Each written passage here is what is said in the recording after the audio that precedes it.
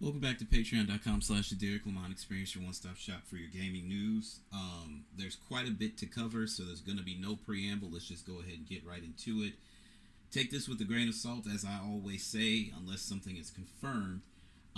Apparently, the Switch 2 has been leaked. I'm looking at, apparently, pictures of it right now. 12 gigs of RAM, magnetic Joy-Cons, 256 gigs of internal storage, 2 USB-C ports. An announcement apparently coming very soon. I will tell you this. One of these looks kind of real. The other two, it's like, okay.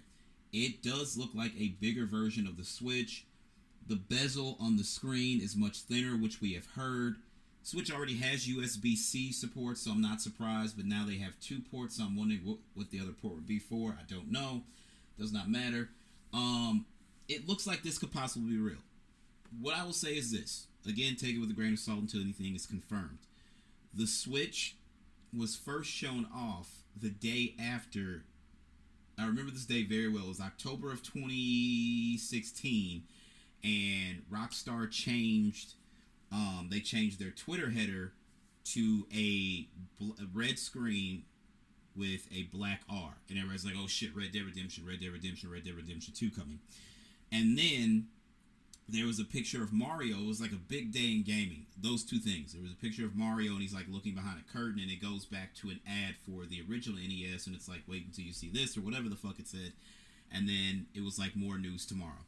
The very next day, we got a trailer which showed us what the Switch looked like, and then we also got the first trailer for Red Dead Redemption 2. So for them to say, announcement coming soon, I would not be surprised if they do it in October again, and then we get the full-blown blowout in January like we had. So announcement was October, full blowout was in January. I remember I watched it at like 10 or 11 o'clock at night because it was done in Japan, so obviously with the time difference it was about 10 or 11 here. And then pre-orders went up. I got my pre-order on Amazon like maybe 20 or 30 minutes after they finished that little press junket, and then it came out in March.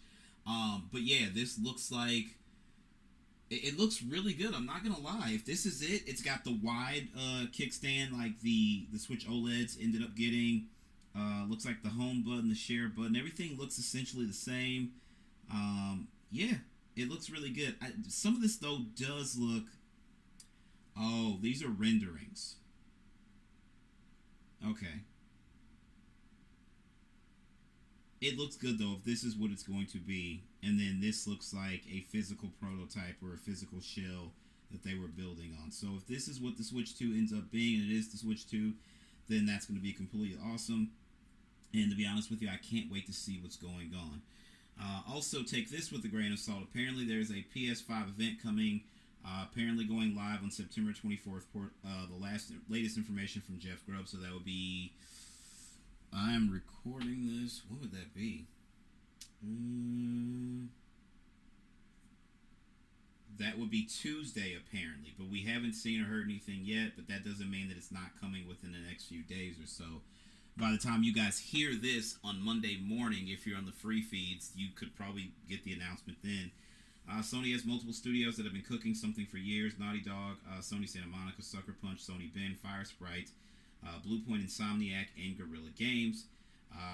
They're saying they're hoping for some first-party content here. From what I'm told, is going to be third-party focused. I don't expect to see anything first-party. But there are some things. Actually, one is not confirmed yet. One we've seen a listing, so let's go ahead and get into it while we're doing grain of salt. Apparently, this comes from PlayStationLifestyle.net. Days Gone PS5 remaster rumors began to rev up. Just yesterday, something was rated by the ESRB. We're going to get to that in a second. Sparking rumors of a PlayStation State of Play happening next week. During a conversation on Giant Bomb's Game Mess mornings about the presentation, Jeff Grubb mentioned a, quote, less exciting PS5 remaster is in the works that could potentially show up. It seems that Days Gone is that remaster. Days Gone is the less exciting remaster. VGC host and writer Jordan Mittler today posted about Jeff Grubb's claim on X, formerly Twitter. Mittler inferred Days Gone creative director and writer John Garvin would, quote, lose his mind about the remaster after remarks made about his protagonist's inclusion in Astrobot. John Garvin was really stupid for the things that he said about, oh, they fucked up Deacon's legacy. And he's like blaming Sony. Here's the thing: Sony did not say no to a Days Gone sequel. I think that was the thing that everybody kept saying originally. That's not what happened. Sony did not say no to a Days Gone sequel. Sony Bend didn't want to do it. And John Garvin has since moved on from Sony Bend. So, like, I get it. You created the character. You wrote the story.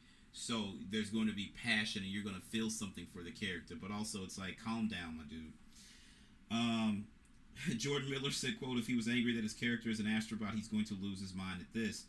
An ex-user then replied to Miller, writing, quote, ain't no way they spent the resources to remaster Days Gone. Miller simply responded with the gift saying, you'd think, implying the alleged less exciting remaster is the Bend Studio open world zombie game.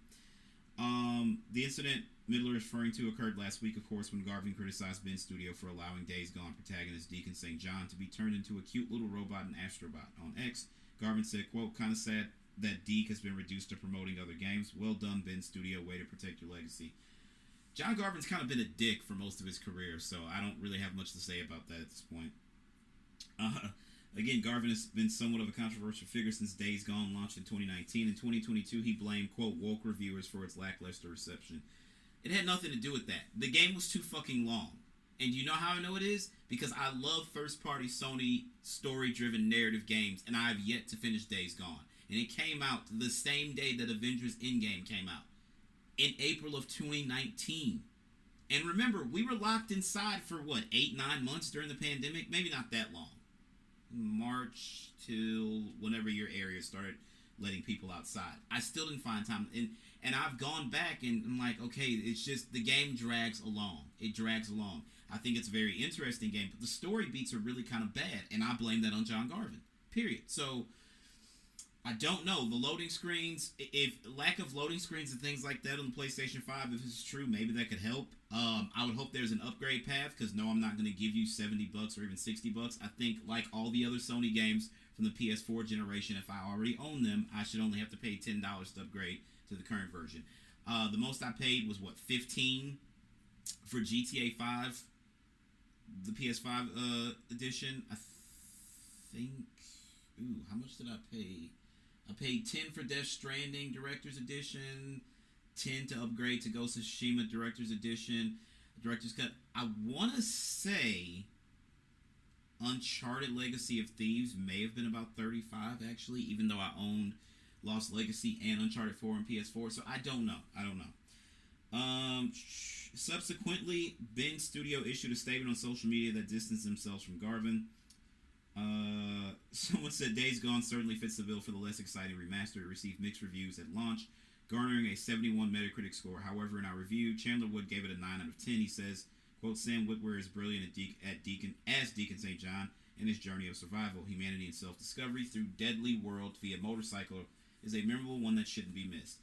Again, I think the game has a lot of potential. It's just the story beats. It's entirely too fucking long. And I know I'm not the only one that said that. I know I'm not the only one, because many people are like, no, the game's too fucking long. And they're like, it would be a really great game if it wasn't that fucking long. So, I don't know. We shall see. In other news, really quickly, this has been confirmed. Tetsuya Nomura, from his recent Young Jump interview, said that Kingdom Hearts 4 is being made with the intention of newcomers to easily jump in. So, I guess you could pick up in KH4 and not have to know anything about the story prior to that. Which is weird, because the Kingdom Hearts saga is one of the greatest sagas in gaming. I think, as far as RPGs go, I think it's one of Square Enix's best franchises, obviously, of the last 20 years, I'd say. So I don't know, but I am really excited to see what they're cooking up with that.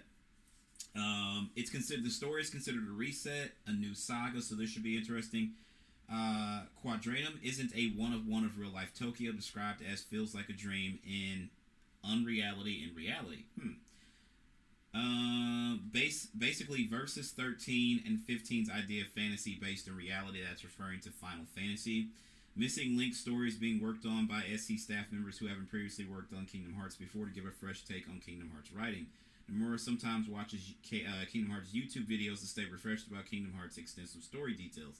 That's interesting. The producer of the game has to go back and watch a lot of people's YouTube content to be like, oh yeah, I forgot I did that in the game.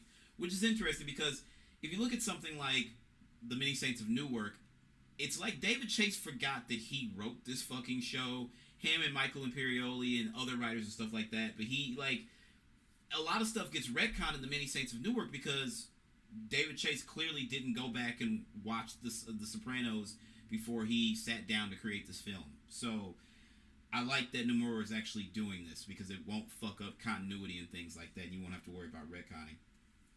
There is a meaning behind Sora's famous line that he says at the beginning of Kingdom Hearts 1.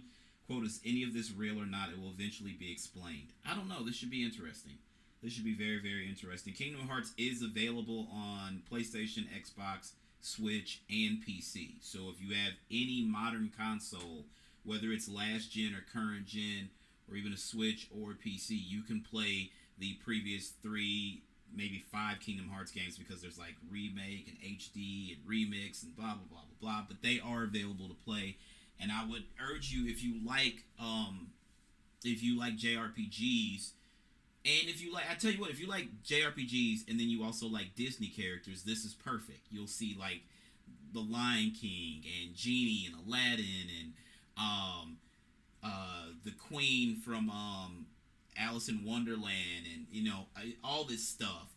Hades from fucking Hercules and it just Disney, you know, every fucking body. Like it's a great melting pot of two very, very established IPs in Disney and Final Fantasy and those characters and stuff like that. So I would say check it out if you're a fan. Moving right along to our weekly story. So when talking about Days Gone, we talked about there being another remaster that's apparently out there. Well, a couple months back, if you guys remember, they pulled Horizon Zero Dawn off of whatever tier it was on PlayStation Plus, right? And everybody's like, well, this is bullshit, but we've heard about this Horizon Zero Dawn PlayStation 5 remaster that's supposed to be coming, and we figured that we were going to see it. So they pulled it right before the Sony State of Play going into game season. So we're like, well, they're definitely going to show that. And they didn't. They showed the Horizon Lego game. And we were like, okay, so what happened to that Horizon remake? Well, apparently it's coming. Horizon Zero Dawn Remastered has been rated by the ESRB, listing PC and PlayStation 5 as its platforms. Now, I will tell you this. I don't know if it's simply just an updated patch if you have the game on PC. Because remember, Horizon Zero Dawn is one of the PlayStation properties that is available on PC. The PS5 version, I would imagine, has to be natively made. Maybe not from the ground up, but probably done the same way that they did The Last of Us Part 2 remaster for the PlayStation 5. I don't know. Anyway, remaster of Guerrilla's first Horizon game was rumored back in 2022, but is yet to be officially announced by Sony. This rating brings fresh credibility to the remaster's existence, though no indication of a release date has been provided. Could this be some sort of PS5 Pro launch title? Interestingly enough, if you remember, they showed off the PlayStation 4 Pro in September of 2016. I remember this was like the greatest fall for gaming because the PS4 Pro, the PSVR, like I said earlier, the Switch reveal, Red Dead 2 trailer reveal, all that stuff happened within like, and then the NES Mini Classic, which I'm looking at on my desk right now, 30 fucking classic games packed into a mini Nintendo, which is incredible. All that happened from September to November. Like, it was a very good Christmas for Derrick that year, I'm telling you. PS4 Pro, got it. Brand new soundbar, got it.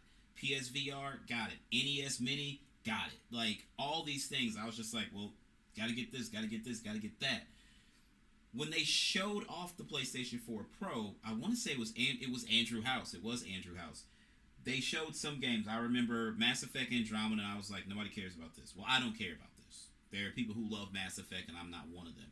But then they did show off, they showed gameplay footage from Horizon Zero Dawn. They showed it running on the standard PlayStation 4, and then they showed it running on the PlayStation 4 Pro. Now, consequently, this goes back to my conversation about the rollout of the Nintendo Switch. Horizon Zero Dawn came out Tuesday, February 28th of 2017. This is when games and music still came out on Tuesday nights, right? Monday going into Tuesday, but whatever. So February 28th, booted it up on my PS4 Pro. I'm like, this game is really dope. 3 days later, Friday, March the 3rd, the Nintendo Switch came out with The Legend of Zelda Breath of the Wild, and I didn't touch Horizon Zero Dawn for months afterwards because I was so consumed about Breath of the Wild. So it's interesting the way that this is all kind of lining up again. It seems that this may be one of the titles that they're going to use to showcase the power of the PlayStation 5 Pro, which is whatever. The game is already playable on PS5 via backwards compatibility. There's no native version available. It's also already out on PC since 2020. Keep up. This is what I said. But again, this is based on the PS4 version. So the PC version would just, I assume, get a patch. I don't think it's a whole new SKU. It may be. I don't know. Horizon Zero Dawn was released on PlayStation 4 in 2017. A remaster for PS5 would presumably bring the game in line with the sequel, Horizon Forbidden West, which released across both platforms in 2022. What I would imagine, they would then make a bundle. If you don't have either of the games, you can get both of them on the PlayStation 5 running natively in beautiful 4K. And then there'll be more bells and whistles if you play it on the PlayStation 5 Pro. Zero Dawn was previously available on PS Plus before being removed from Sony's subscription service earlier this year. And it happened right before the State of Play that would have been quote-unquote E3, but now again I just call it game season because E3 is no more. Specifically, it was the complete edition including the game's Frozen Wilds DLC that was available. Notably, the rating is for PC as well as PS5, following in the footsteps of remasters like The Last of Us Part 2 and Marvel Spider-Man. God of War Ragnarok is also heading to PC this week. At the time of recording, it's available on PC. Despite Sony releasing more of its games on PC in recent years, joint CEO Hideki Nishino stated earlier this week consoles will remain at the core of Sony's business. Quote, I think that with mobile devices there are many games that show advertisements and PCs are difficult to set up. But with PlayStation, once you turn it on, you can experience the content you bought straight away, said Nishino. That's not exactly true because of the internet. There's a time before the internet became prevalent where you plugged your console in, hooked it up to the TV, put the game in, and you started. It didn't work like that. You couldn't even... Connecting my PS5 and my Series X to the internet when they released, it wasn't the same as just go to the settings, put in your Wi-Fi password. You had to do it via their app. And then you had to go into the Wi-Fi on your phone and turn it on to their app. It was very, very strange. It was very strange. And I remember, if you guys remember the early, the weeks after the PS5 launch, I was used to putting my PS4 and my PS4 Pro into rest mode, right? To charge controllers and stuff like that in case there's any updates. If you did that, it would erase your game save. You had to start over. There were issues with putting it into rest mode. Thank God they corrected that, but there were really, really bad issues with putting your PlayStation 5 into rest mode. Later this year, Horizon series will continue with Lego Horizon Adventures, turning Aloy and her robotic dinosaur enemies into bricks. So, is this needed? Probably not, because you can play it through backwards compatibility on the PlayStation 5. If you care to have a native version with better load times, higher resolutions, better frame rates, then yeah, I would say this is needed. If you have yet to play the game, I would assume it's still available in the PlayStation Store. The thing is, I can't check for you because I own the game, so if I go search for it in the store, it's just going to say purchased. It won't tell me the price or anything like that. But, I don't know. It's a good game. Don't get me wrong. Is it a bit early to be remastering this game? Yeah, but at the same time, this came out in 2017. It's getting a PS5 remaster. The Last of Us Part 2 came out in June of 2020, and it got a remaster at the top of this year. So, I don't know. The thing is, I know everybody's like, Sony's just doing this because they don't have any games this year. Well, make no mistake about it. Development started on these projects before we knew that Sony had nothing coming this year from major first-party studios. It's not like they just woke up and said, hey, give them that. Put a fresh, gloss paint on that and give them that since we don't have shit else to give them. No, that's not how it works. Game development takes a while. So, I don't know. Anyway, speaking of development, this is very interesting and it makes me want to grab a controller and finish this fucking game, but I digress.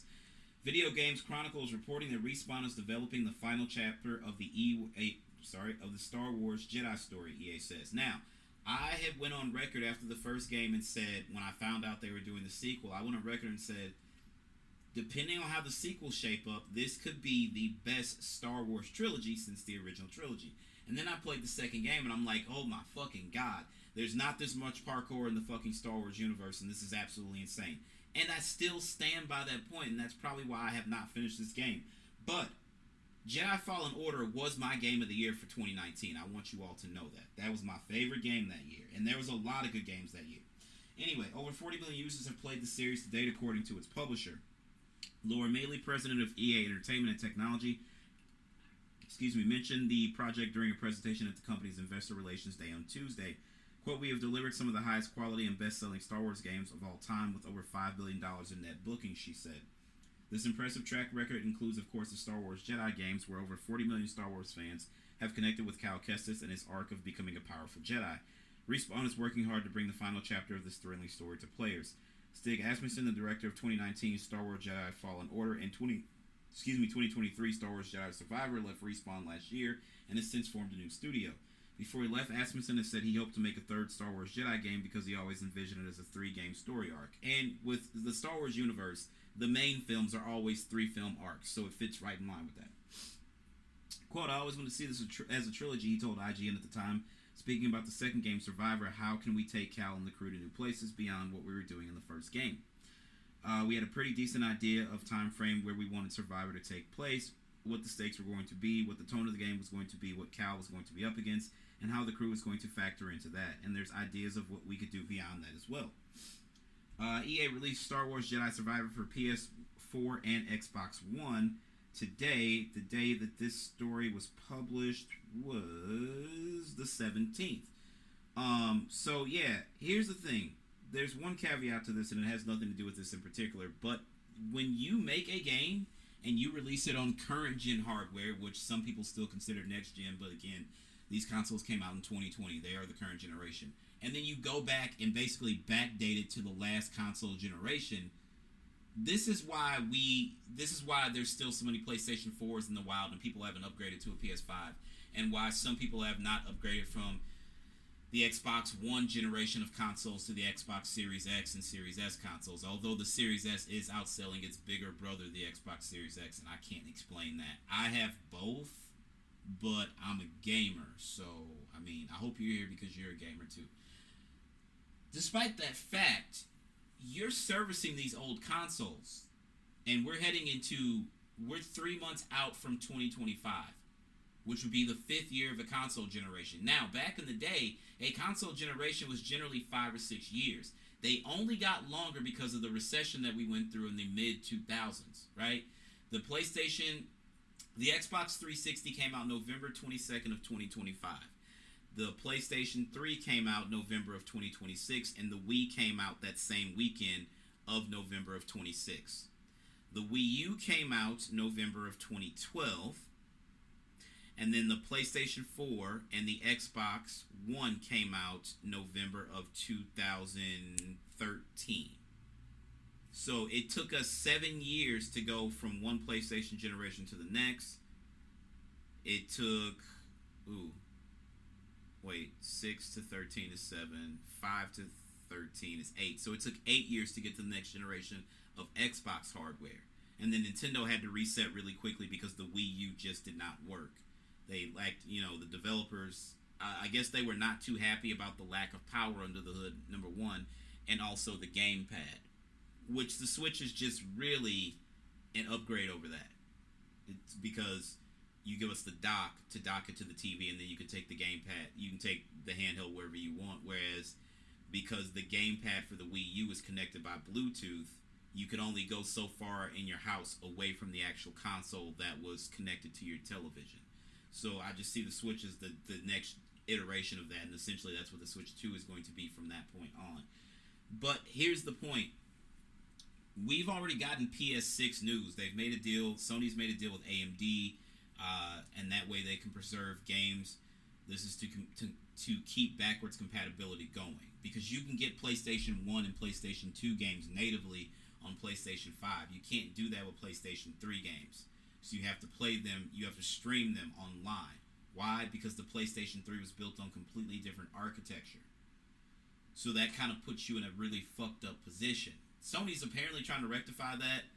There's got to be some kind of patent. Mark Cerny's a fucking genius. I don't know how he hasn't figured it out yet, but I digress. And I'm sure they can do it.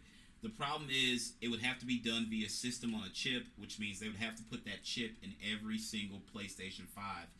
So when you put in a PlayStation 3 game, it would trick your PlayStation 5 into believing that it was a PlayStation 3.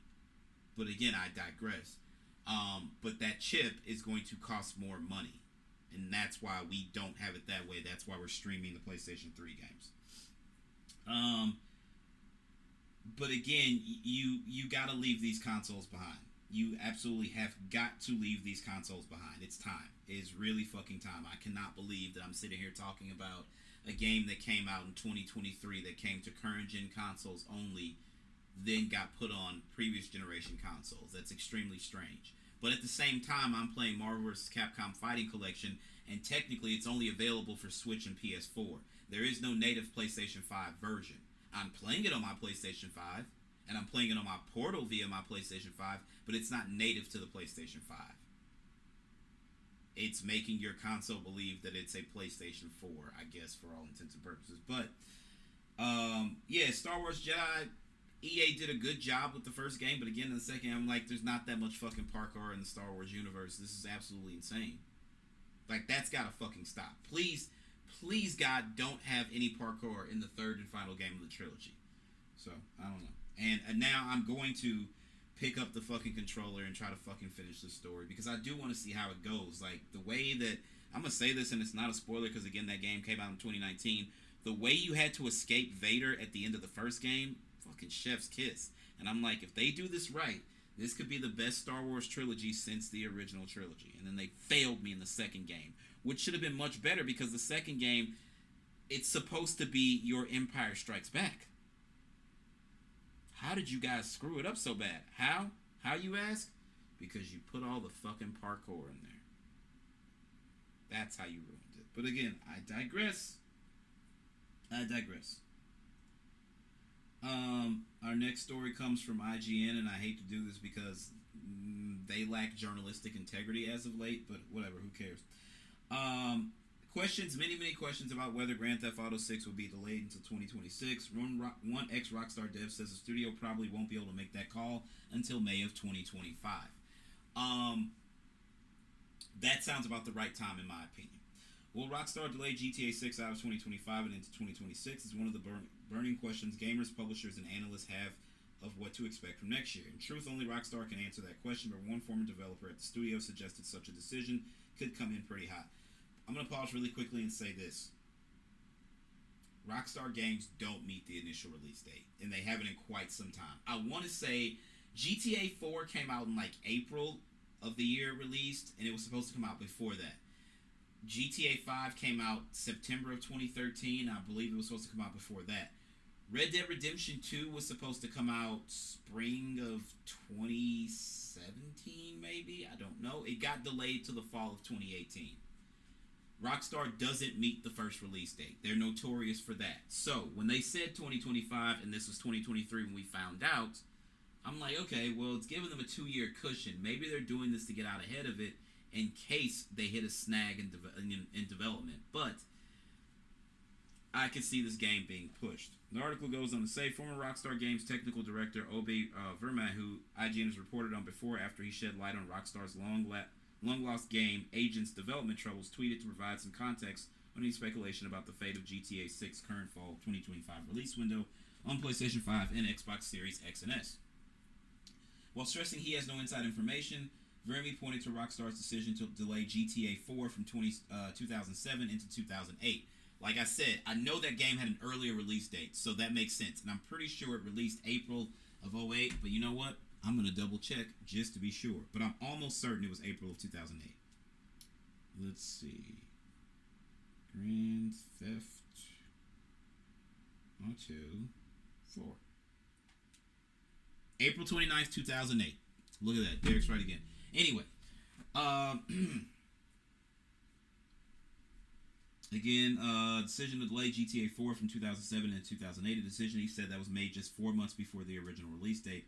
GTA 4 originally had an October 2007 release date, but the delay was announced in August of 2007, just 2 months beforehand. According to Verme, the decision to delay will have been made around June. And so applying that logic to GTA 6, a decision on whether to delay the game could be made around May of 2025, around 4 months before its fall 25 release window.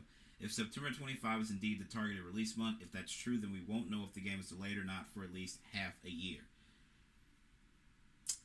I'm willing to bet it doesn't make that. I'm willing to bet it doesn't make September. I'm not saying it's going completely out of 25, but I'm willing to bet it does not make September. I would be very surprised if it did.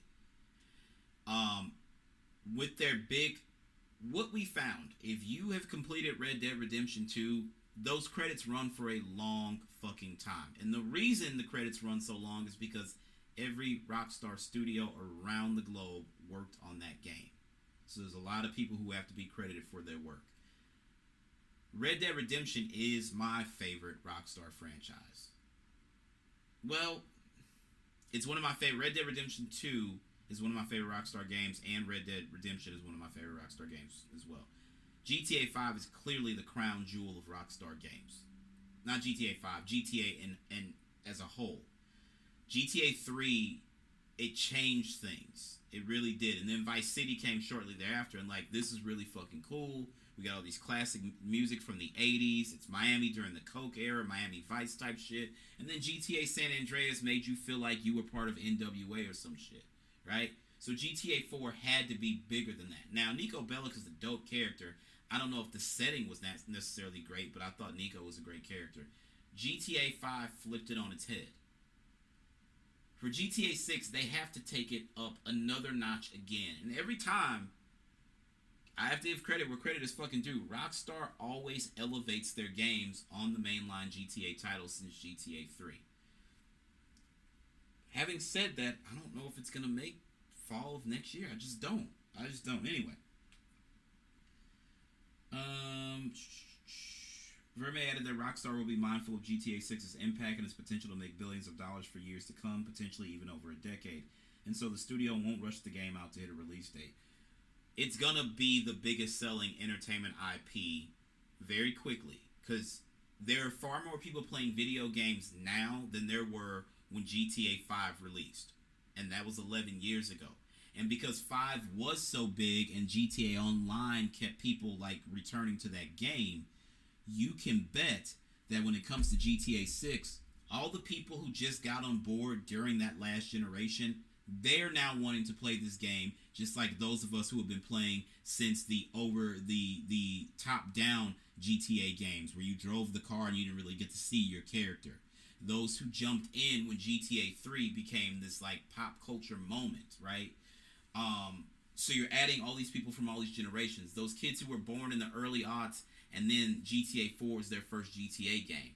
Those kids are, in their 20s now, or they would be, So you have all this generation of gamers who are tied to Grand Theft Auto intrinsically based on whatever their experience was with the game, and they're going to be excited for this game. And that's why I believe that it's going to make them much more money than GTA 5 did.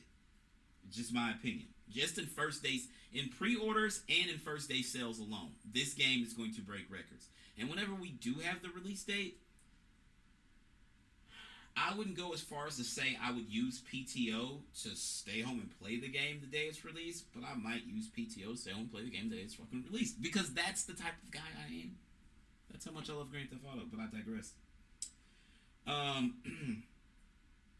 GTA 6, quote, GTA 6 will sell for 10 plus years and there's no competition to worry about, Verme said. They're not going to release the game until they're 100% happy with it, no matter what it said in the trailer. Facts. Rockstar Games officially revealed GTA 6 last December, with the first official trailer becoming the most viewed video game reveal on YouTube within 24 hours. Set in modern-day Leonida, a fictionalized version of Florida, GTA 6 sees players control Lucia, an unnamed male that some fans speculate is named Jason. Questions are swirled around GTA 6's release date ever since the initial reveal, with fans going feral over details like website updates. Internal conflicts over Rockstar's return to office policy has led to questions over whether GTA 6 will be ultimately delayed into 2026. However, as of right now, it looks like the parent company Take-Two and Rockstar are set on getting it out by its intended release window. In May, Take-Two CEO Strauss Zelnick told IGN, quote, "We do feel highly confident that we'll deliver GTA 6 in the fall of 2025. This one's going to be big. Like, the attention to detail. Look at the cover art for the game. They're sitting on the car. Lucia has an ankle monitor on her, right? We see her in prison. The ankle monitor is going to be used to lock you out of certain parts on the map until you advance into the story, right? In GTA 3, they used the bridge being blown up to lock you out of that part of the map, and they've changed it every fucking time. I think this game is going to be fucking colossal, and I cannot wait to play it. I'm not kidding. Going back to what we talked about earlier with the Days Gone and Horizon Forbidden West, again, this is the full article about PlayStation CEO insisting consoles remain the core of its business, and it should. Sony Interactive Entertainment has recently made expanding to PC and mobile devices a priority for its business, though consoles users continue to receive the majority of its releases well in advance of the other platforms. This is why I will always be on PlayStation on the console before anything else, because you're going to get the game at least 2 years on the console before it comes to PC or any other platform via PlayStation. And everybody's like, well, I'll wait the 2 years. I'm not willing to wait the 2 years, so I'm going to play it on my PlayStation console. And that's the reason why I have 2 PlayStation 5s and why I'll have a PlayStation 6 and probably 2 PlayStation 6s. It doesn't matter. And I'm still trying to get my hands on a PlayStation 5 Pro. And I've been in talk with some people, and shout out to those people. In a new interview, Hideki Nishino, head of Sony Interactive Entertainment's platform business group, was asked by Japanese publication Nikkei if he could surmise the value of consoles.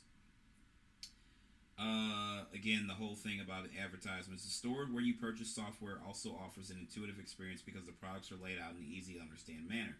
He added, we are trying to increase our share of the overall game market by developing content for PCs as well. There is no doubt that consoles will be at the core of our business, but by offering titles for platforms other than consoles, we will reach a wider range of customers. While PlayStation's live service games have been released and simultaneously for PS5 and PC, console players will continue to receive Sony's narrative-driven titles first, with PC releases coming later, according to the company. Sony hopes this will tempt some PC players to purchase a PS5. However, Helldivers 2 recently showed that there is a huge audience on the platform for the platform holder, with the majority of its record-breaking sales coming on PC. Nishino said during a business briefing earlier this year, quote, console is a technology stack that we developed from the bottom up so we can provide a very, very good, excellent experience. The value of the console will continue to remain, and our mission is to continue polishing that. He added, quote, of course, some of our customers will move from PC to console. Customers who are focused on PC, if they find value, they will go to console. So rather than cannibalization, I think it's an opportunity for growth. I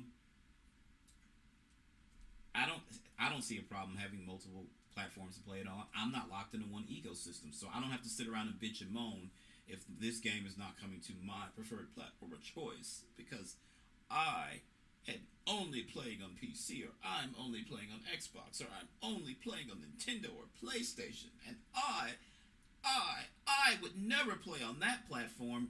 I like video games. Wherever the games are, I'm going to go. Cut and dry. Pretty fucking simple. It's not fucking rocket science. You want to play Mario? You want to play Zelda? Get a fucking Nintendo. You want to play The Last of Us? You want to play Uncharted? Get a fucking PlayStation. You want to play it later? Get a PC.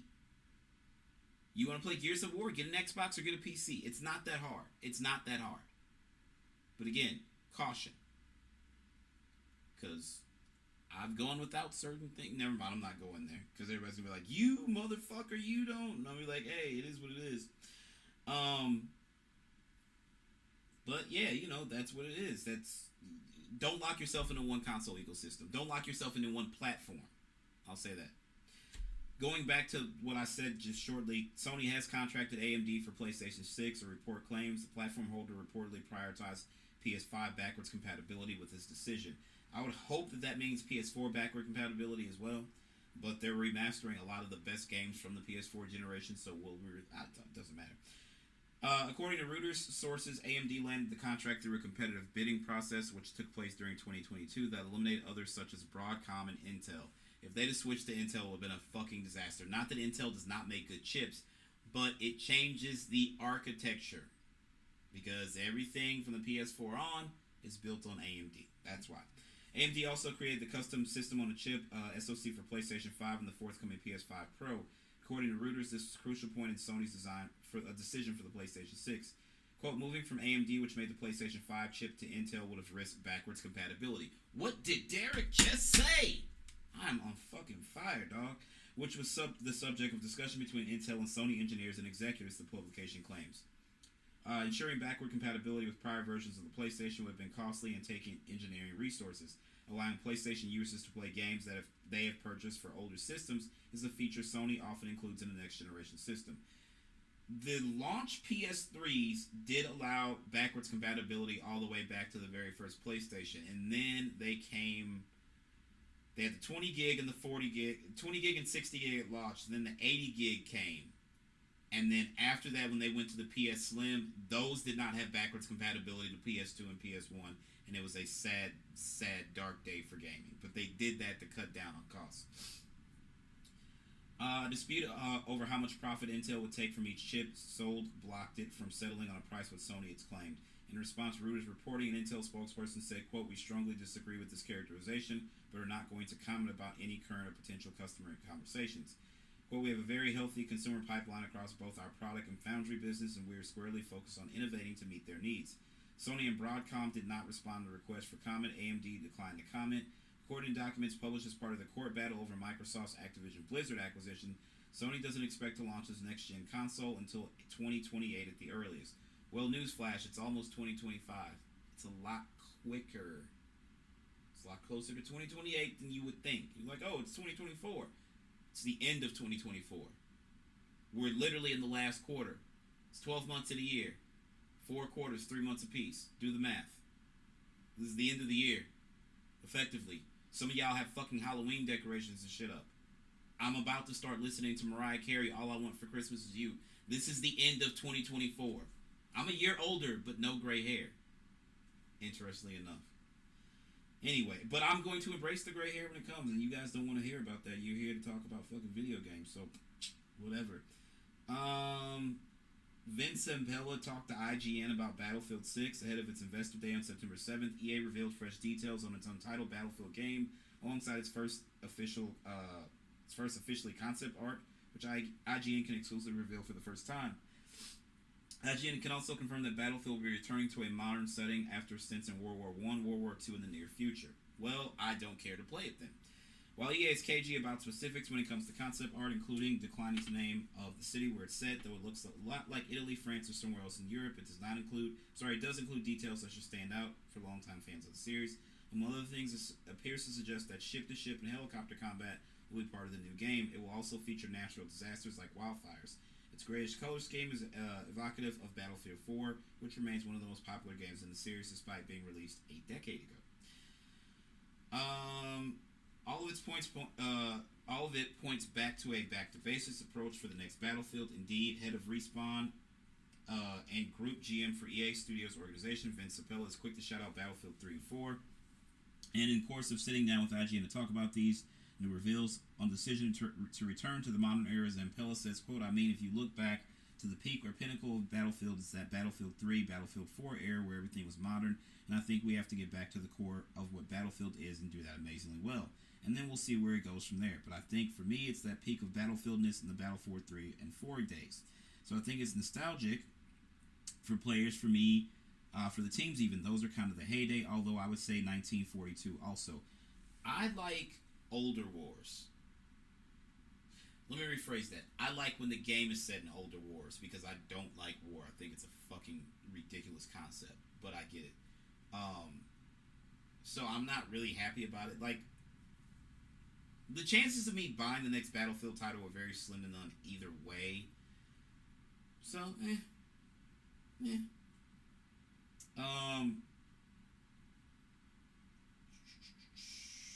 we're probably, this is just concept art, so I would tell you that we're a ways away from the next Battlefield title actually hitting consoles. Interestingly enough, I thought about this. EA did not have any kind of showcase during game season. They usually do EA Play. They didn't do that. We got college football trailers and deep dives, and then we got the Madden trailer, but they didn't do anything other than that. So that tells me again that this is very early in development because all we're getting is concept art. They could have shown a trailer if they had done EA Play, which tells me they didn't have anything to show for a lot of their series, but again, whatever. Where we at?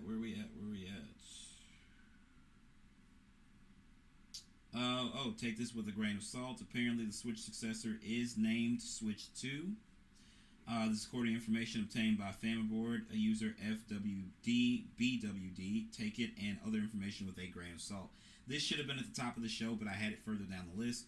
Also, production has started, meaning a reveal could be this week. This is brand new info from a Chinese forum poster who didn't have an insider track record, therefore following strictly for fun and giggles. Switch 2 production has started somewhere in China, which I don't want to translate. Apparently 1,000 units per day. This is one worker, not the whole line. Slightly larger than the Switch 1, smaller bezel, black and white Joy-Con, slightly larger logo with 2 on the side. Those Joy-Cons that I did see in the renderings are bigger, and like I said, the bezel was thinner as well, allowing you more real estate on the screen. So I'm hoping that's going to be the final production run of the Switch 2.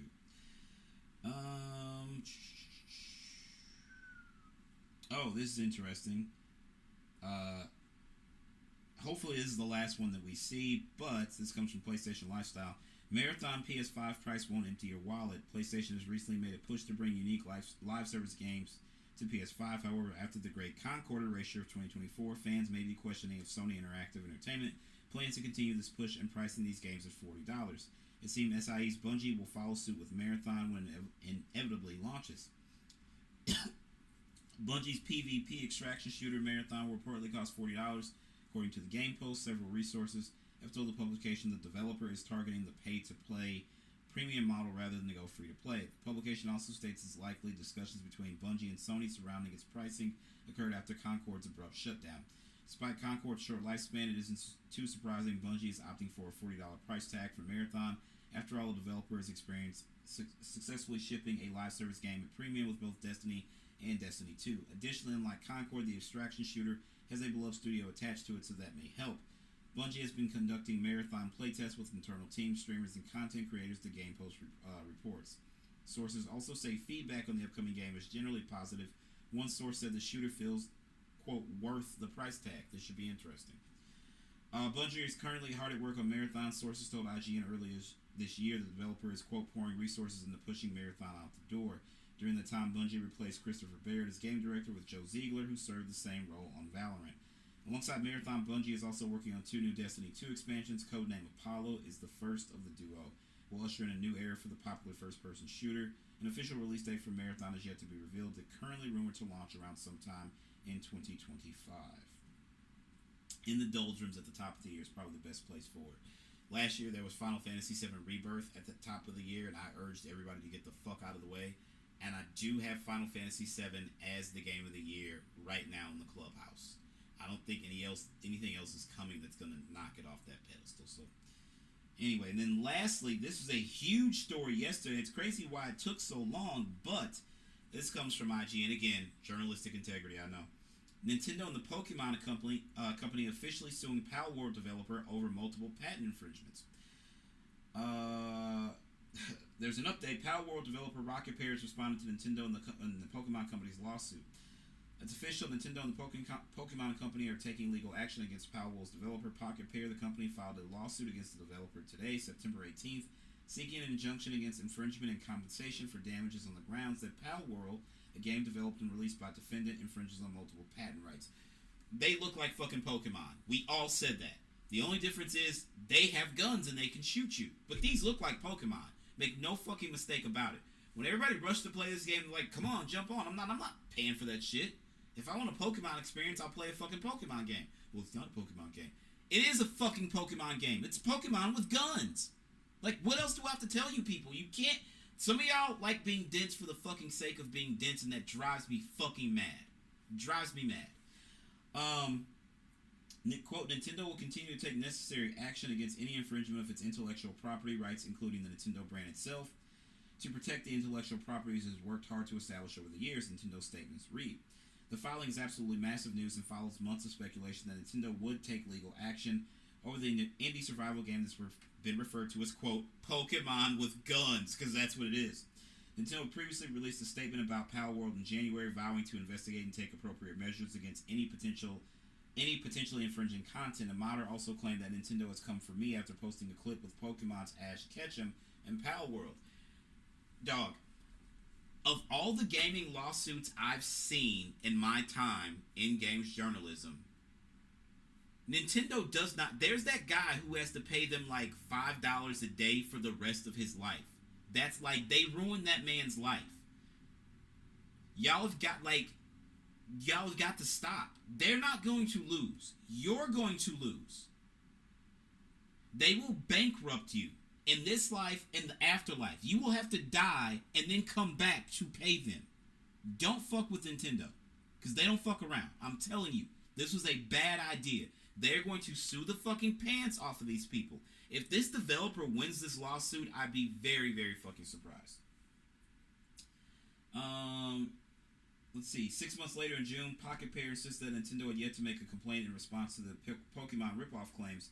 Nintendo and the Pokemon Company didn't say anything else. Pocket Pair boss Takuro Mizobi told GameFile at the time, "Of course, I love Pokemon and respect it.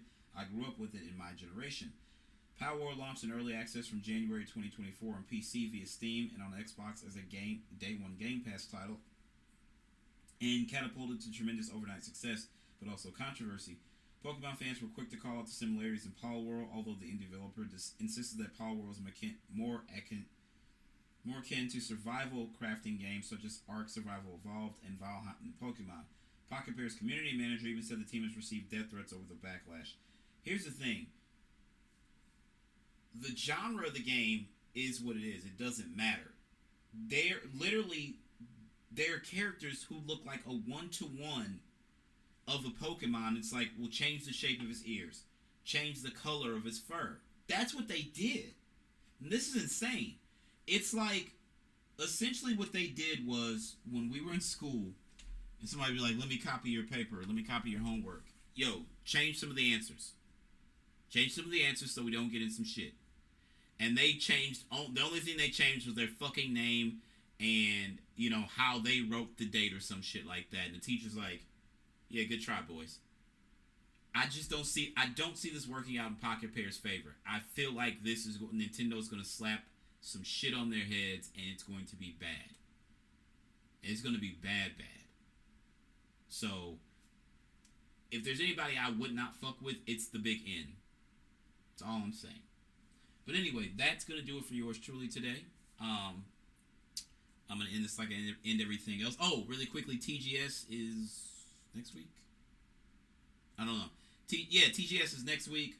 By the time you guys hear this on Monday, I think maybe it might have kicked off, but we will have, obviously, coverage of that. So anyway, and in this like I end everything else, believe in yourself first and foremost, because if you don't believe in yourself, of course, well, nobody else will believe in you. As always, my name is Derrick Lamon Jackson, and that is my time. Y'all have a good one. Peace out.